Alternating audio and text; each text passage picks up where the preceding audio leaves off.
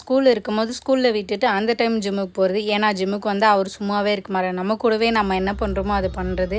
இல்லைன்னா யாரையும் வந்து ஒர்க் அவுட் பண்ணவே விட்றது இல்லை.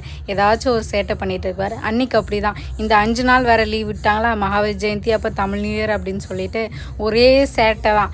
5 நாள் ஜிம்முக்கு வந்தார். அவர் பாட்டுன்னு ஒர்க் அவுட் பண்ணுறது, லஞ்சஸ்லாம் பண்ணிட்டு இருந்தார்.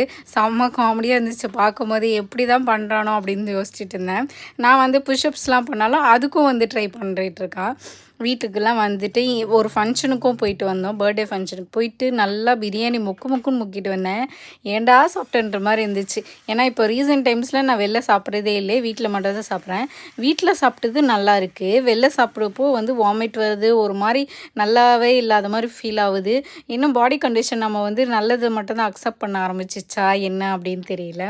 சரி, இன்றைக்கி வந்து கத்திரிக்காய் அப்புறம் மாங்காய் வச்சு ஒரு துவையல்னு சொல்கிறதா என்னன்னு தெரியல, கடையல் மாதிரி பண்ணேன். செம்ம டேஸ்டி இருந்துச்சு. மாங்காய் சீசன், அது இல்லாமல் எப்படி பண்ணுறது, கத்திரிக்காய் அப்புறமா வந்து மாங்காய் ஒரு 10 பீஸ் போட்டு நல்ல புளிப்பாக இருக்கும். அதுக்கு பச்சை மிளகா காரத்துக்கு ஏற்ற மாதிரி போட்டுக்கோங்க.